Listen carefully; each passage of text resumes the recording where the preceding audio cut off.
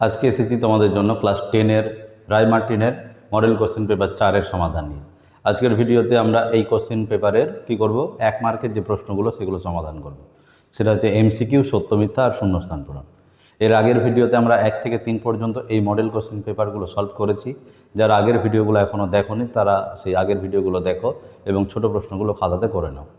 তোমাদের এই যে ছোট প্রশ্নগুলো, এই ছোট প্রশ্নগুলো কিন্তু হুবহু সব প্রশ্নই বই থেকে পাবে না, কিছু কিছু প্রশ্ন তোমাদের বইয়ের বাইরে থেকে আসবে। ফলে তোমরা যদি নিয়মিত কোশ্চেন ব্যাংকগুলো সলভ করো তাহলে এই ছোট কোশ্চেন করার যে ক্ষমতা সেটা বৃদ্ধি পাবে। সেই জন্য তোমরা নিয়মিত এই চ্যানেল ফলো করো এবং এই প্রশ্নগুলো সমাধান বাড়িতে খাতা পেন নিয়ে করতে থাকো। আজকের ভিডিওতে আমরা এই কোশ্চেন পেপারের ছোট প্রশ্নগুলো নিয়ে আলোচনা করব। দেখো, মডেল কোশ্চেন পেপার 4-এর যে প্রথম প্রশ্নটা, সেই প্রথম প্রশ্নটা আমাদের দিয়েছে যে কোনো মূলধন একটা নির্দিষ্ট সরল সুদের হারে 20 বছরে যদি দ্বিগুণ হয় তাহলে একই সুদের হারে ওই মূলধন তিন গুণ হবে কত বছরে। মনে করো যে কোনো ব্যাংকে আমি পি টাকা রেখেছি, তাহলে পি টাকা যদি রেখেছি তাহলে সেটা দ্বিগুণ হওয়ার মানে হচ্ছে সেটা কত, 2p হয়েছে, তাই না? মনে করো আমি 100 টাকা ব্যাংকে রেখেছি, সেটা কিছু সময় পরে 200 টাকা হয়েছে, তার মানে এই 100 টাকাটা কি হয়েছে, দ্বিগুণ হয়েছে, তাই না? এটাই বলছে কি মূলধন দ্বিগুণ হয়েছে। এই মূলধন দ্বিগুণ হওয়া, যেটা পি টাকাটা 2p টাকা হয়েছে, এটা কত বছরে হয়েছে, 20 বছরে হয়েছে। তার এই প্রশ্নটার ক্ষেত্রে আমাদের যে সূত্র আমরা ব্যবহার করি সেটা হচ্ছে কি I is equal to PRT/100। এই যে সূত্র, এই সূত্রতে আয় মানে কি সুদ, তাহলে সুদের পরিমাণ কত হবে বলো। এই যে সুদ আসল, এটা কি পি টাকাটা সুদে আসলে 2p টাকা হয়েছে, তাহলে সুদের পরিমাণ কত হবে, সুদ আসল থেকে আমাদের আসলটাকে বাদ দিয়ে দিতে হবে, তাহলে আয়ের মান কত, 2p - p is equal to ডান দিকে মূলধন যেটা p সেটাই থাকবে ইন্টু আর এর মান আমরা জানি না, টাইম হচ্ছে কত, 20 বছরে, তাহলে এখানে কত হবে 20 বাই কত 100, 20 দিয়ে 100কে কেটে দিলে এখানে 5 হচ্ছে, তাহলে বাম দিকে আমরা বিয়োগ করলে কত পাচ্ছি, p সমান কত, PR বাই কত 5।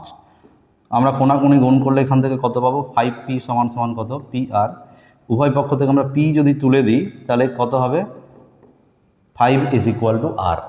তাহলে সুদের যে হার, সেই সুদের হারের মানটা আমরা পেয়ে গেলাম কত, 5%। কিন্তু আমাকে এটা কিন্তু জানতে চাইনি, আমাদের কাছে জানতে চেয়েছে সেই মূলধনটা 3 গুণ হবে কত বছরে। তাহলে 3 গুণ যদি হতে হয় তাহলে কীরকম হবে ব্যাপারটা দেখো, পি টাকাটা 3p টাকা হবে, কত বছরে হবে আমি জানি না, সেটা আমি ধরে নিচ্ছি কত, টি বছরে হবে। তাহলে যদি টি বছরে হয় তাহলে এই ক্ষেত্রে আমাদের যে সূত্রটা যদি অ্যাপ্লাই করি, I is equal to PRT/100, তাহলে এখানে আমরা কি করব, আয়ের মান তাহলে এখানে হবে হচ্ছে কত, 3p - p is equal to ডান দিকে তাহলে কত, p এর মান p থাকলো, আর এর মান হচ্ছে 5, টি এর মান আমরা জানি না, তাহলে এখান থেকে আমরা কি পাচ্ছি দেখো, 5 দিয়ে যদি 100কে কেটে দিই তাহলে নিচে 20 হবে, আর এখান থেকে বাম দিকে আমরা 3p - p মানে কত পাচ্ছি, 2p ইজ ইকুয়াল টু তাহলে p ইন্টু টি বাই কত 20, কোনাকুনি গুণ করলে আমরা 40p ইজ ইকুয়াল টু কত পাচ্ছি, p গুণিত টি। উভয় পক্ষ থেকে যদি p তুলে দিই তাহলে টি এর মান কত পেলাম আমরা, 40। অর্থাৎ যে মূলধনটা 20 বছরে দ্বিগুণ হয়েছিল সেই মূলধনটা 3 গুণ হবে কত বছরে, 40 বছরে। তাহলে এই কাজগুলো আমরা কি করব, সম্পূর্ণটাই রাফে করব। রাফে করে নিয়ে আমরা উত্তরটা বের করলাম, সেই উত্তরটা কি করব, এখানে দাগ দিয়ে নেব, অপশান সি হচ্ছে আমাদের রাইট অ্যান্সার। তাহলে এই হচ্ছে আমাদের 1 নম্বর প্রশ্নের সমাধান। এর পরের যে প্রশ্নটা সেটা আমাদের দিয়েছে যে x/y যদি 5:1 হয় তাহলে এই রাশিটার অনুপাত কত হবে, অর্থাৎ x² - y² x² + y² এর মান কত হবে। দেখো আমাদের যেটা দেওয়া আছে সেটা একটু আমরা লিখে নিই, যে x/y ইজ ইকুয়াল টু আমাদের দেওয়া আছে কত, 5:1। তাহলে আমরা এখান থেকে ধরে নিতে পারবো যে, ধরি x এর মান হচ্ছে কত, x এর মান হচ্ছে কত 5k, আর y এর মান হচ্ছে 1k, যেখানে kটা কি নট ইকুয়াল টু 0, একটা ধ্রুবক, k এর মান 0 নয়, এরকম একটা ধ্রুবক। তাহলে x আর y এর যেহেতু অনুপাতটা 5:1, সেই জন্য x আর yকে আমরা ধরে নিলাম কত, 5k আর 1k। তাহলে এই মান দুটো এবার কী করবো, আমরা এখানে বসাবো। তাহলে বসাই যদি, তাহলে আমরা কী পাবো, যে x² - y² x square plus y square. তাহলে আমরা সম্পূর্ণ মানটা বসিয়ে দিই, বা এক্সের মান কত 5k তার স্কোয়ার মাইনাস ওয়াইয়ের মান হচ্ছে k তার স্কোয়ার ইস টু এটা কত হবে 5k তার স্কোয়ার প্লাস হচ্ছে কত k তার স্কোয়ার। তাহলে এখান থেকে আমরা পাবো হচ্ছে কত, বা 25k স্কোয়ার মাইনাস হচ্ছে k square is to 25k square plus হচ্ছে k স্কোয়ার। তাহলে এখান থেকে আমরা পাচ্ছি কত 24k square is two 26k square. তাহলে 24:26 হবে। তাহলে এখান থেকে আমরা 2 দিয়ে ভাগ করলে 12:13 পাচ্ছি। অর্থাৎ x square minus y square is to x square plus y square এর মান কত পেলাম আমরা? অপশান বি হচ্ছে রাইট অ্যান্সার, 12:13। তাহলে অঙ্কটা করলাম কিভাবে? যেহেতু এক্স ইস টু ওয়াই দেওয়া ছিল আমাদের 5:1, তাহলে এক্সকে 5k এবং ওয়াইকে আমরা কে ধরে নিলাম। তাহলে সেই এক্স এবং ওয়াইয়ের মান এখানে বসিয়ে দিলাম, ক্যালকুলেশন করলাম, আমরা সেই অনুপাতটা পেয়ে গেলাম কত? বি হচ্ছে রাইট অ্যান্সার, 12:13। এবার আমরা করব 3 নম্বর প্রশ্নটা। 3 নম্বর প্রশ্নটা করার জন্য আমাদের যা দেওয়া আছে সেটা হচ্ছে যে এবিসি এর বিসি বাহুর সমান্তরাল সরলরেখা একটা টানা হয়েছে, যেটা এবি আর এসিকে ডি এবং ই বিন্দুতে ছেদ করেছে। তাহলে আমরা এরকম একটা ছবি এঁকে নিই যে এটা হলো আমাদের এবিসি ত্রিভুজ। এই এবিসি ত্রিভুজের বিসি বাহুর একটা সমান্তরাল সরলরেখা টানছি, যেটা এবিকে ডি আর এসিকে ই বিন্দুতে ছেদ করেছে। অর্থাৎ এই লাইনটার সাথে এই লাইনটা হচ্ছে সমান্তরাল। আমরা কি জানি যে কোনো একটা ত্রিভুজের ভূমির সাথে সমান্তরাল যদি কোনো একটা সরলরেখা টানা হয়, তাহলে সেই সরলরেখাটা এই অপর বাহু দুটোকে সমানুপাতে বিভক্ত করে। অর্থাৎ বিসি আর ডিই যেহেতু সমান্তরাল, তাহলে আমরা সাথে সাথে লিখতে পারবো যে এডি বাই বিডি সমান হচ্ছে কত? এই বাই হচ্ছে কত? ইসি। অর্থাৎ AD by BD equal to এই বাই ইসি। এটা আমরা এই শর্ত থেকেই পেয়ে যাব যে ডিই আর বিসি সমান্তরাল, এখান থেকেই আমরা এটা পেয়ে যাব। এবার আমাদের কোশ্চেনে একটা জিনিস দেওয়া আছে, সেটা কি দেওয়া আছে দেখো, যে প্রদত্ত কি দেওয়া আছে? প্রদত্ত বলেছে যে এডি হচ্ছে এই এর অর্ধেক। আমাদের বলে দিয়েছে যে এডি এর যে মানটা এটা হচ্ছে এই এর অর্ধেক, অর্থাৎ এডি সমান হাফ এই। তাহলে এখান থেকে আমরা পেয়ে যাব যে এডি বাই এই সমান কত পেয়ে যাচ্ছি আমরা? 1/2। এই মানটা আমরা এখানে ব্যবহার করতে পারবো। যদি ব্যবহার করি তাহলে এখানে কি করব দেখো, এখানে আমরা এইটাকে এই পারে নিয়ে আসছি। তাহলে কি লিখতে পারবো যে এডি বাই হচ্ছে কত? এই সমান বিডিটাকে যদি ওইদিকে পাঠিয়ে দিই তাহলে বিডি বাই কত? ইসি। এডি বাই এই মানটা আমরা পেয়ে গেছি কত? 1/2। তাহলে এখান থেকে আমরা বসাতে পারবো কত? 1/2 সমান সমান কত? BD by EC. তাহলে এখান থেকে আমরা এটাকে লিখতে পারবো যে 1:2 ইজ ইকুয়াল টু কত? BD is to EC. এটাই আমাদের কাছে জানতে চেয়েছিল যে বিডি ইস টু এই যে বিডি ইস টু ইসি এর মান কত হবে। তাহলে বিডি ইস টু ইসি এর মান কত পাওয়া গেল? 1:2। অপশান এ হচ্ছে আমাদের রাইট অ্যান্সার। তাহলে এই অঙ্কটা করার জন্য আমাদের যে নিয়মটা প্রথমে জানতে হবে সেটা হচ্ছে যে একটা ত্রিভুজের ভূমির সমান্তরাল কোনো সরলরেখা টানতে গেলে সেই সরলরেখাটা কি করে? ত্রিভুজের বাকি বাহু দুটোকে সমানুপাতে বিভক্ত করে।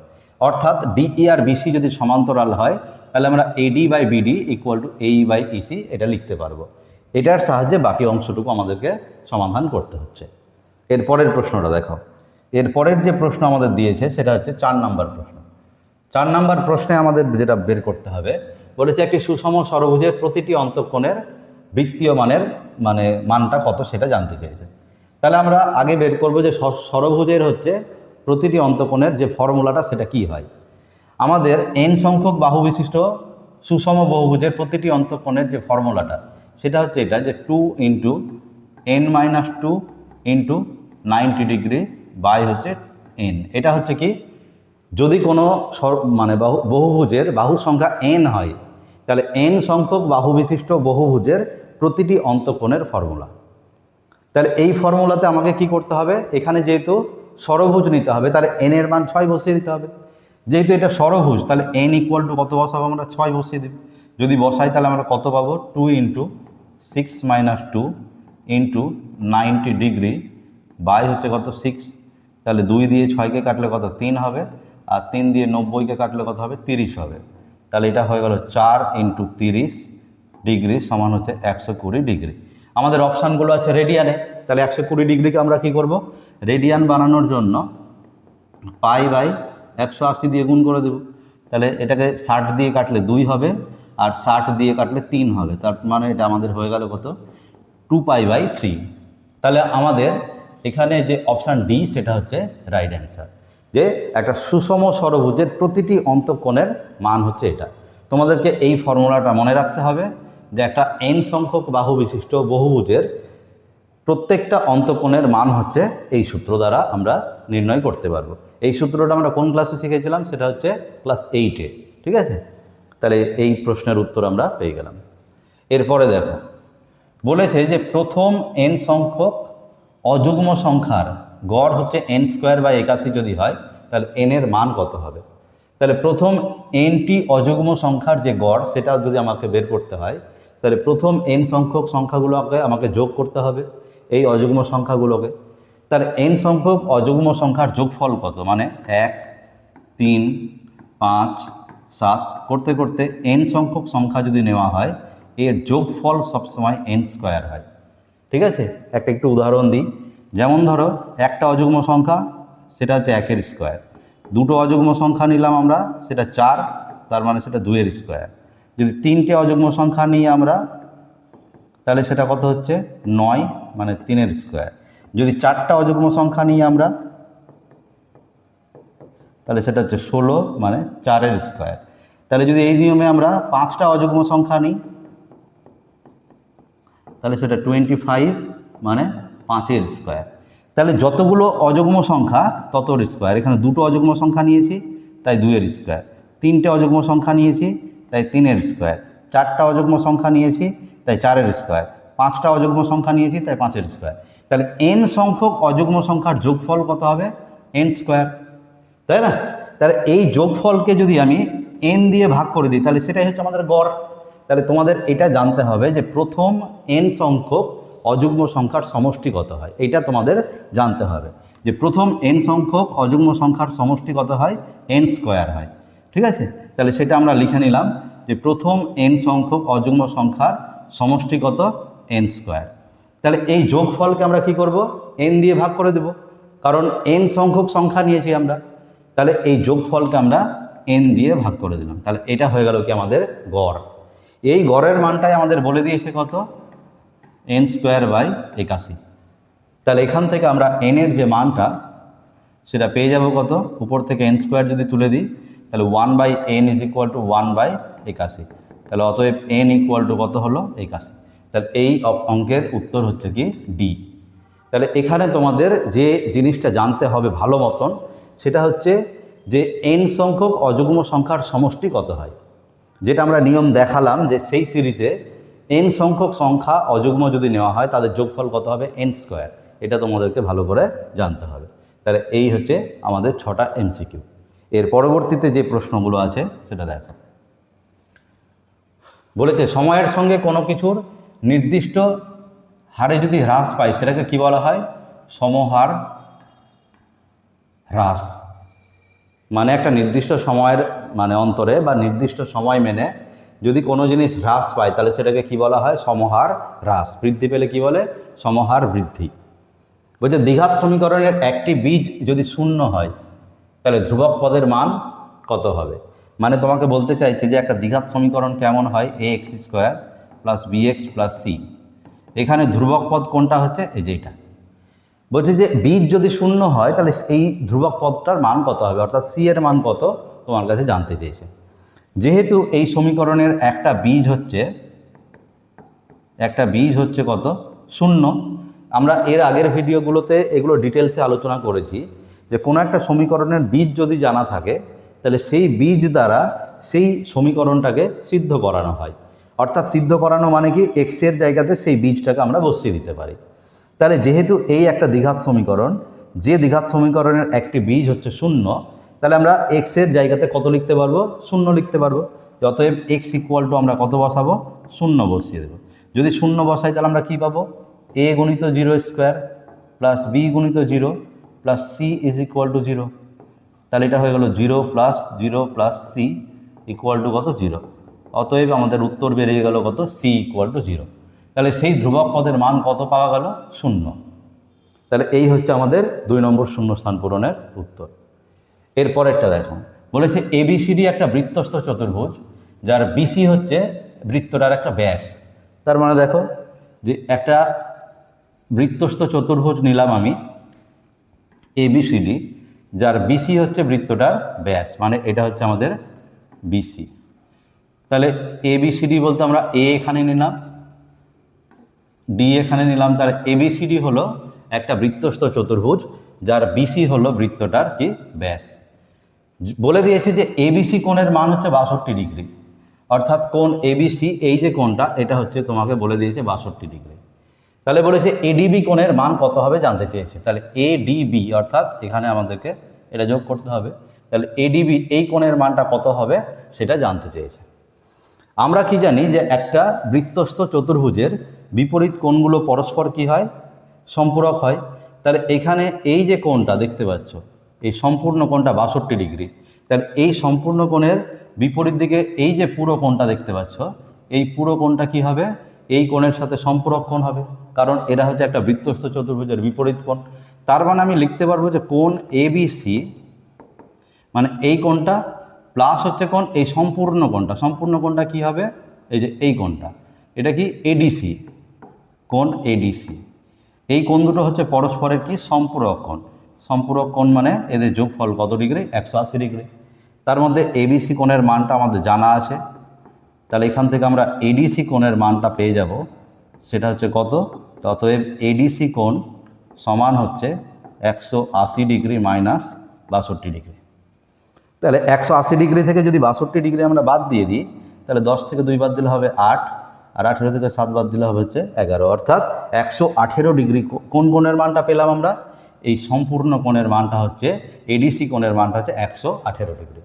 এবারে একটা জিনিস খেয়াল করে দেখো যে এই যে কোণটা বিডিসি এইটুকুটা হচ্ছে কি একটা অর্ধবৃত্তস্থ কোণ।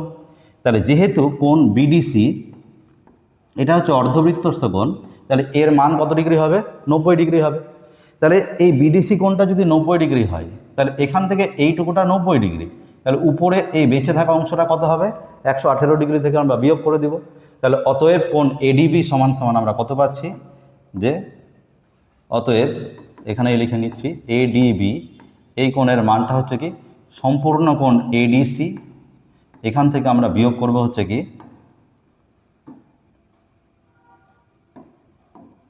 কোণ বিডিসি। এডিসি কোণের মান হচ্ছে 118 ডিগ্রি আর বিডিসি কোণের মান 90 ডিগ্রি, তাহলে এখান থেকে আমরা পেয়ে গেলাম কত 28 ডিগ্রি। তার মানে এখানে এডিবি কোণের মান আমরা কত পাচ্ছি 28 ডিগ্রি। এবার এখানে একটা সম্পর্ক দিয়েছে যে x equal to a sec theta y equal to b cot theta যদি হয় তাহলে x square by a square minus 1 equal to কত হবে। দেখো শুরু করি।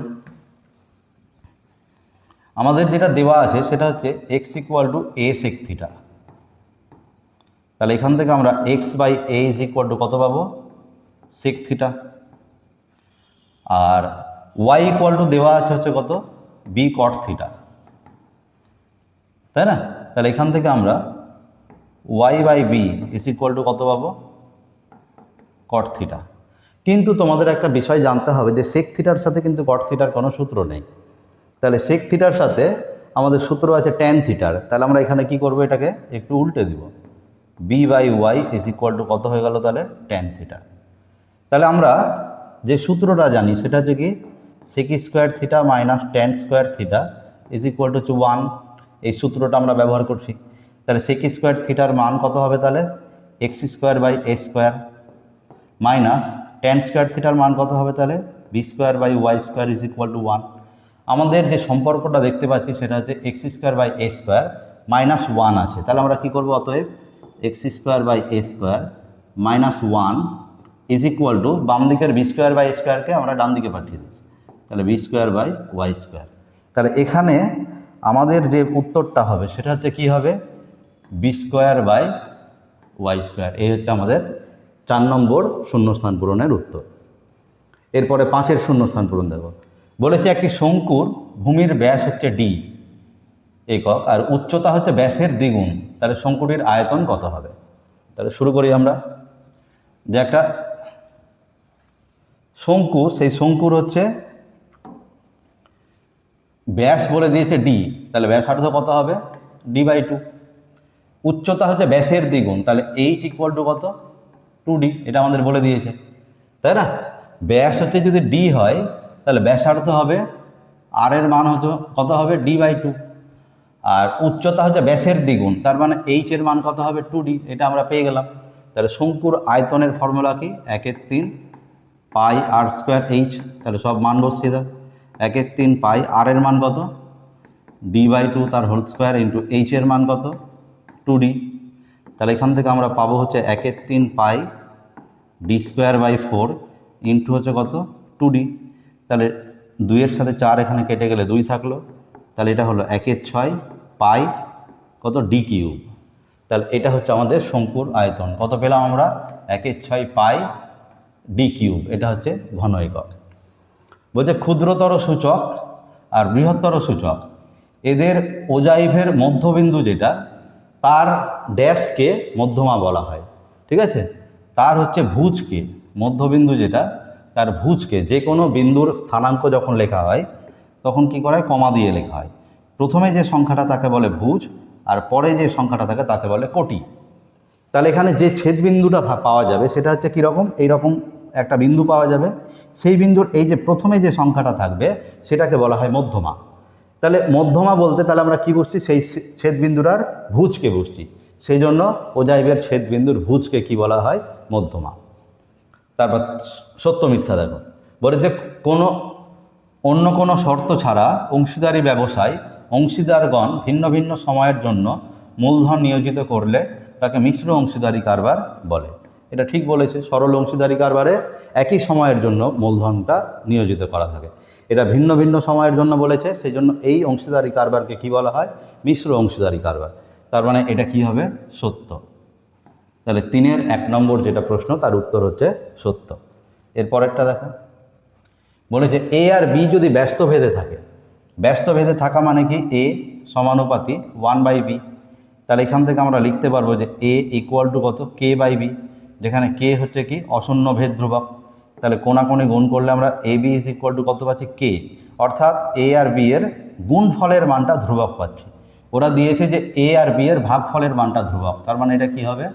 মিথ্যা। সমকেন্দ্রিক বৃত্তসমূহের ব্যাসার্ধগুলির দৈর্ঘ্য সমান হয়, মানে বলছে যে একটা বৃত্তের কেন্দ্র এটা, আর একটা বৃত্তের কেন্দ্র আবার এটাই, আর একটা বৃত্ত নিলাম যার কেন্দ্র এটাই, অর্থাৎ এই বৃত্তগুলোকে কি বলা হবে? সমকেন্দ্রিক বৃত্ত।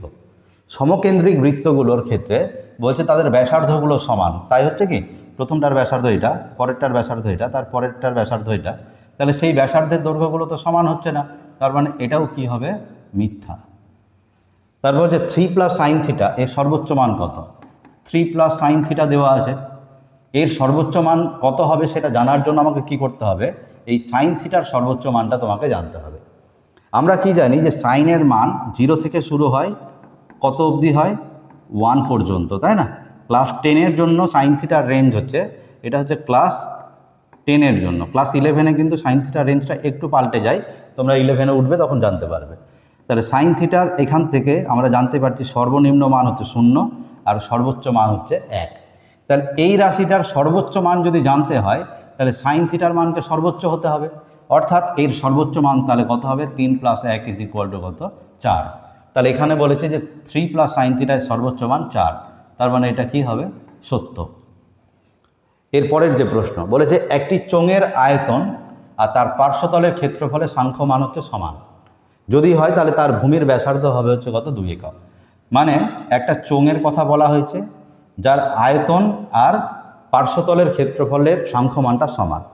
তাহলে একটা চোঙ আমি এরকম নিচ্ছি যার ব্যাসার্ধ হচ্ছে r একক আর উচ্চতা হচ্ছে h একক, ধরে নিলাম। তাহলে এর আয়তন কত হবে? πr²h। এর পার্শ্বতলের ক্ষেত্রফল কত হবে? 2πrh। এই যে সাংখ্যমান দুটো, এই সাংখ্যমান দুটো পরস্পর কি বলে দিয়েছে? সমান। তাহলে দুই পক্ষ থেকে আমরা কি কি তুলছি? একটা পাই, একটা আর, একটা এইচ। তাহলে একটা আর পড়ে থাকলো, আর এদিকে 2 পড়ে থাকলো। তাহলে এর ব্যাসার্ধ কত পেয়ে গেলাম আমরা? 2। এখানে ওটাই বলেছে যে ভূমির ব্যাসার্ধটা কত একক হবে? 2 একক। তার মানে এটা কি সত্য। এরপরের যে প্রশ্নটা বলেছে স্কোর দেওয়া আছে 5, 6 আর 7। তাহলে এই কতজন 5 স্কোর করেছে? 3 জন। 6 স্কোর করেছে? 3 জন। 7 স্কোর করেছে? 3 জন। তাহলে এই তথ্যের প্রত্যেকটা স্কোরের পরিসংখ্যাটা কি সমান? সেই জন্য এই তথ্যের সংখ্যাগুরু মান কত হবে? 5, 6, 7। অর্থাৎ 5ও এর সংখ্যাগুরু মান, 6ও হবে, আবার 7ও হবে। তার মানে এটা কি হবে? সত্য। তাহলে আজকের ভিডিওতে আমরা এই 4 মডেল কোশ্চেন পেপারের ছোট প্রশ্নগুলো আলোচনা করলাম। তোমরা সম্পূর্ণ অঙ্কগুলো খাতাতে নোট করে নাও এবং কোথাও কোনো বুঝতে অসুবিধা হলে তোমরা কমেন্ট করে জানাও। তোমরা প্রত্যেকটা ভিডিওর নিচে একটু কমেন্ট করবে যে তোমাদের ভিডিওগুলো কেমন লাগছে, তবে ভিডিও বানাতে আরও এনার্জি পাবো আমি। এটুকুই তোমাদের কাছে রিকোয়েস্ট। আজকের মতো এখানেই শেষ করছি। তোমরা সকলে ভালো থেকো এবং সুস্থ থেকো।